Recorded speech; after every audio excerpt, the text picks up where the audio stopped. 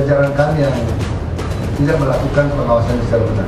Saya pernah merenovasi ruangan saya. Apalagi orang yang udah lama ya di lapas, terus dia katakanlah dia punya kegiatan ekonomi lah. Kamarnya udah luar biasa, udah kayak home theater.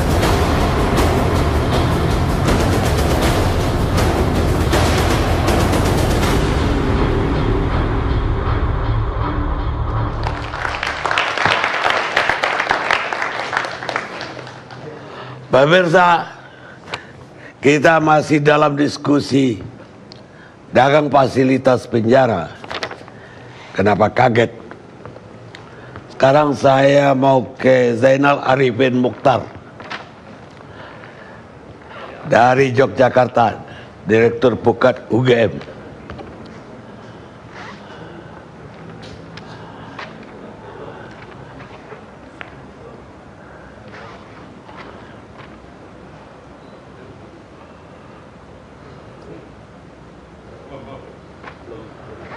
Belum ya? Kalau begitu kita pindah dulu ke Pak Aris Azhar, Direktur Lokataru.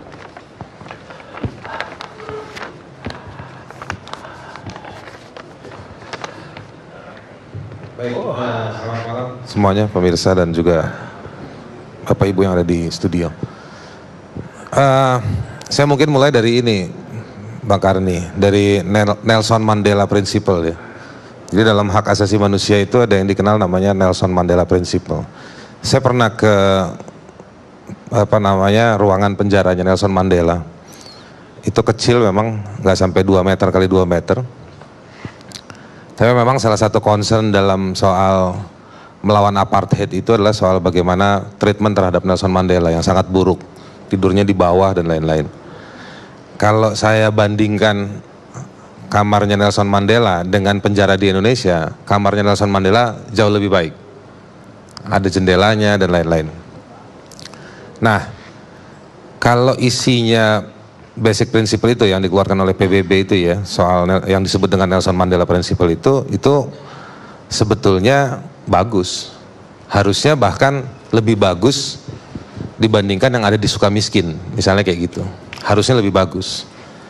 Jadi memang Sukamiskin itu di satu sisi menunjukkan bahwa seharusnya penjara seperti itu barangkali gitu ya. Baik, tidak menyebabkan orang yang di dalam penjara itu punya kapasitas yang lebih buruk kondisinya. Nah, yang jadi soal, jadi masalah, kalau tadi Bung Rio Capella tadi bilang bahwa kenapa nggak boleh nelpon, kenapa nggak boleh ini, kenapa nggak boleh itu, kita kan manusia. Pertama saya mau bilang, ya jangan melakukan kejahatan. Ya, kalau kangen sama istri, kangen sama keluarga, ya udah baik-baik lah. Jangan dikasih duit haram, jangan nyolong, ya kan. Nah, itu satu. Yang kedua, saya mau bilang bahwa seharusnya negara memenuhi standar penjara tadi itu semua, untuk semuanya. Seperti Sukamiskin. Seperti bahkan lebih baik dari Sukamiskin. Ya kan, misalnya saya kasih ekstrimnya kayak begitu. Tapi yang saya mau bilang baik itu bukan seperti Sukamiskin dalam caranya, tapi fasilitas penjaranya. Tetapi fasilitasnya itu tidak semata-mata soal infrastrukturnya, tetapi juga jiwanya di dalam sana, yang semangatnya katanya pemasyarakatan.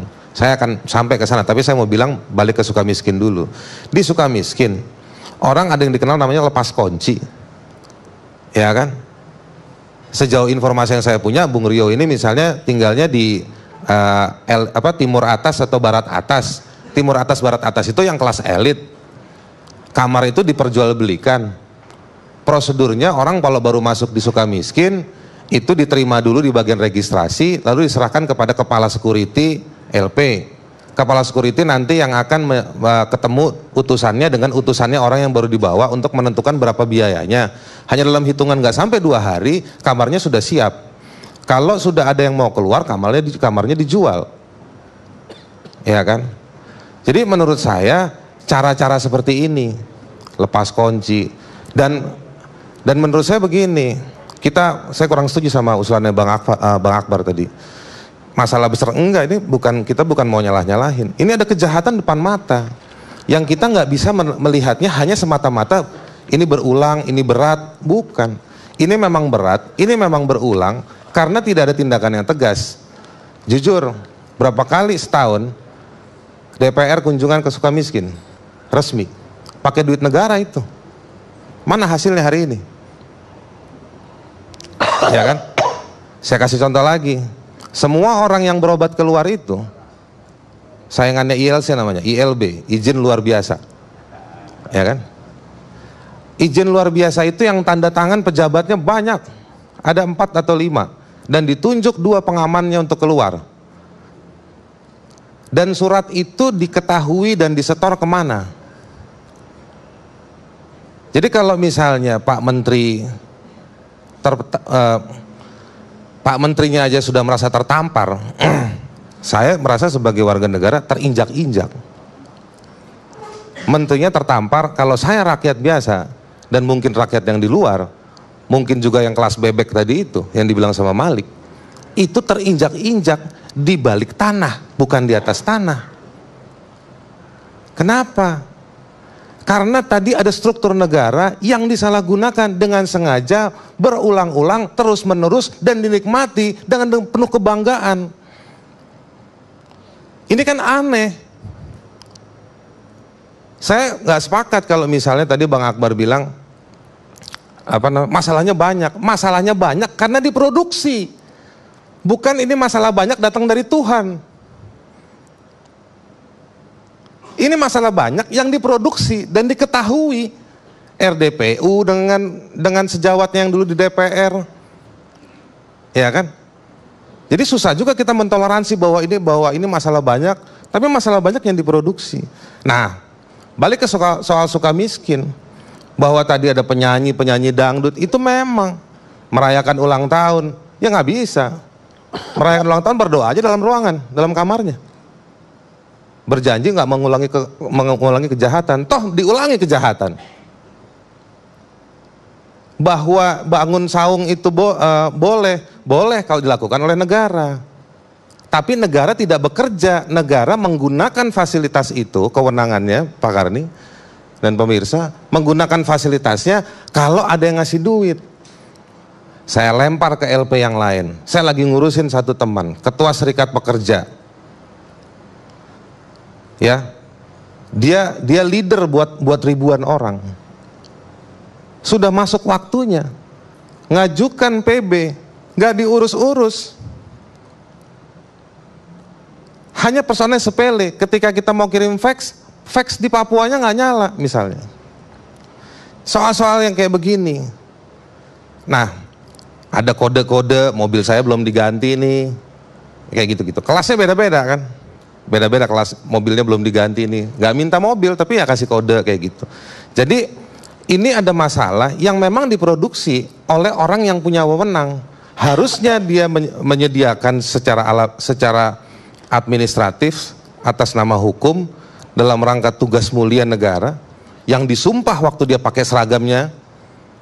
Nah, ini nggak dikerjakan. Akhirnya dia memang menjual dirinya. Kalau ada yang mau silakan bayar. Kalau ada yang berkebutuhan, silakan kasih tahu saya. Nah, ini berulang-ulang. Nah, pertanyaan saya misalnya, ILB itu izin luar biasa, dikumpulin semua surat itu kemana? Pak Permadi betul, ada approval dokter. Siapa tuh dokternya?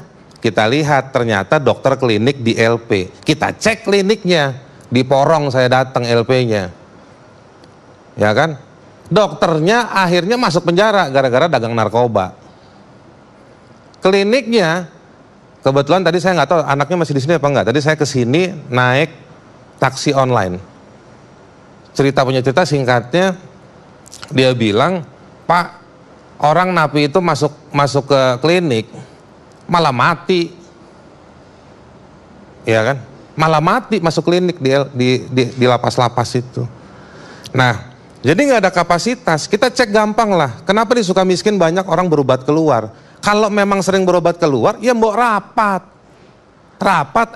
Ternyata koruptor itu stres. Jago nyolong tapi nggak jago dihukum. kalau kayak begitu lebih baik kita bangun rumah sakit kelas bintang 5 di dalam Sukamiskin. Misalnya kayak begitu. Ini enggak, dipelihara terus kayak begitu, izin keluar. Nah, jadi bukan cuman izin sakit, izin bagi waris. Keren kan? Bagi warisannya hari Sabtu. Siapa yang periksa izin-izin itu? Gampang logiknya, kantor notaris buka nggak hari Sabtu? Yang pernah baca laporan itu siapa, Pak Karni? Makanya tadi pagi juga ketemu sama Ibu Dirjen, ngomong revitalisasi, dengar Presiden tahun lalu setelah 8 kebijakan ekonomi, muncul 1 kebijakan hukum, mau bangun penjara, revitalisasi di bidang hukum. Maksud saya nih masalahnya apa? Kok tiba-tiba bikin penjara di Natuna? Ada kebutuhan kita di sini yang membenahi manusia-manusia yang menjaga penjara atau lapas itu, tapi itu nggak dikerjakan. Nah itu satu hal. Banyak, saya ketemu banyak teman, dapat banyak info bagaimana Sukamiskin. Kalau saya mau terima kasih sama KPK.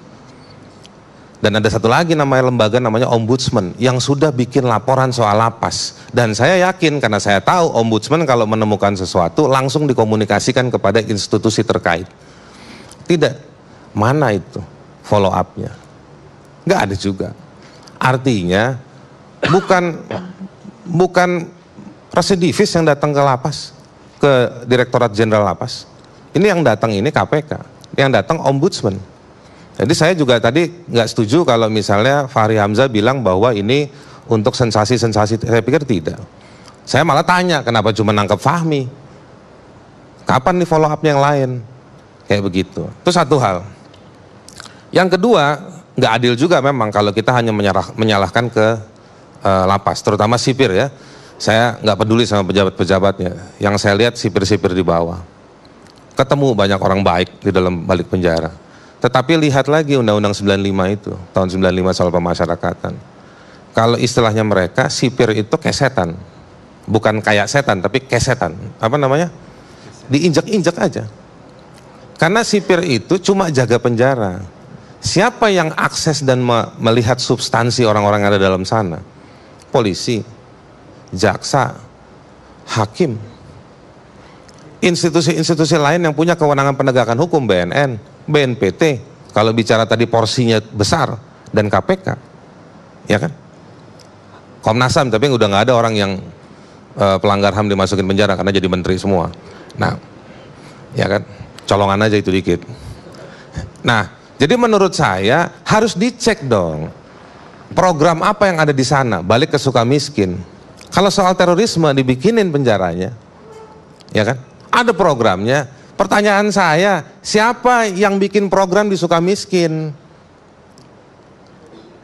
Memangnya orang yang korupsi itu nggak bejat seperti orang kita tuduh-tuduh soal terorisme hari ini? Ternyata kalau dilihat ada soal politik identitas. Kalau terorisme dilekatkan dengan oposisi misalnya. Tapi kalau koruptor ini para politisi yang sejawat semua. Mau oposisi ataupun mau yang tidak beroposisi, temen nih. Padahal sama-sama ngerusak. Programnya apa? Siapa yang melakukan? Pembenahan-pembenahan terhadap mental mereka, nggak ada yang sanggup. Baru ngomong A, dikasih duit 2 gepok. Barangkali begitu. Tapi saya mau bilang begini, balik ke soal tadi soal sipir. Kapasitas sipir secara hukum dan secara SDM, ini ada Pak Sitinjak di sini, Sekretaris Jenderal Sesjen, yes, itulah Bu namanya, susah saya. Sekretaris Jenderal Direktorat Jenderal Lapas. Dia bertanggung jawab sama soal SDM. Saya berharap nanti Pak Sitinjak bisa bicara lebih banyak. Tapi menurut saya, yang harus dibangun manusia-manusianya. Satu. Yang kedua, fasilitas-fasilitas. Saya baca beberapa bahan soal reformasi lapas di berbagai negara. Selalu ada item yang namanya penggunaan teknologi. Saya tahu Pak Sitinjak orang yang dulu masang CCTV waktu dia tugas di Nusa Kambangan. Dan saya sangat appreciate dengan hal tersebut. Lalu apa yang terjadi hari ini di tempat-tempat yang lain? Itu nggak kelihatan. Nah jadi menurut saya, satu dibangun kapasitas si sipirnya, secara hukum maupun secara SDM, Bang Karni. Yang kedua, kita harus berani mengkoreksi. Mana tugasnya Pak Menteri bicara dengan Kapolri? Mana tugasnya Pak Menteri bicara dengan Jaksa Agung? Mana tugasnya Pak Menteri bicara dengan Ketua Mahkamah Agung? Mana tugasnya Pak Menteri bicara dengan siapa lagi? Ketua BNPT? Bicara dengan yang lain-lain, bilang kita punya mekanisme-mekanisme yang tidak menyebabkan secara fisik orang itu harus ada dalam penjara. Tapi bukan berarti yang minta di-excuse, yang minta dimaafkan untuk tidak dipenjara adalah yang kelas kakap, bukan. Saya setuju dengan Pak Permadi sekali lagi, yang kedua kali. Kalau korupsi, merusak jutaan orang, ngambil duit pendidikan, ngambil duit kesehatan, harus dihukum. Tapi kalau saya pernah diundang sama Pak Sitinjak, ketemu sama 40 orang kalapas di Sumatera Utara, di WC dia curhat sama saya, dia bilang begini, Pak, masa orang main gaple aja di penjara, dihukum masuk penjara? Saya tanya nih, kata kalapasnya nih, lapas kecil. Saya tanya sama orang itu, kamu main gaple berapa? Gambar monyet, Pak. Gambar monyet uang 500, Pak. Uang 500 rupiah. Di penjara hampir 1 tahun. Berapa biaya negara? Jadi nggak masuk di akal. Nah, untuk itu tugasnya polisi, tugasnya jaksa, tugasnya hakim yang menyelesaikan ini. Jangan ngejar target, ngabisin APBN, duit sidang, duit penanganan kasus, duit pemeriksaan kasus, duit penuntutan yang ada di kantor-kantor tersebut. Ini gara-gara kerusakan tata cara kita menyusun APBN juga. Semuanya dikuantifikasi hanya dengan berapa angka. Dan angka tersebut dikejar target. Begitu dikerjakan, yang ditangani bukan kasus yang sebenarnya. Karena kasus yang sebenarnya, karena dia mungkin kenal sama orang dalam di bagian penegak hukum. Jadi dicariin aja. Duit nggak bisa dipulangin. Begitu ya, Bang Akbar ya. Duit nggak bisa dipulangin. Harus dihabiskan. Jadi dicariin kasusnya, Bang Karni. Nah, ini masalah lain lagi, di luar masalahnya sipir. Sipir itu cuman kayak setan. Selain memang dia ada masalah juga, ada yang pakai narkoba, ada yang dagang, ada yang cari uang pulsa tadi Bung Malik bilang, itu juga ada. Nah, yang ketiga saya mau bilang, ya buat penjara-penjara yang isinya bukan koruptor, ya mereka ngenes, betul. Jadi fasilitas di mereka juga harus diperbaiki selain soal over capacity. Jadi over capacity itu bukan membangun penjara baru, bukan.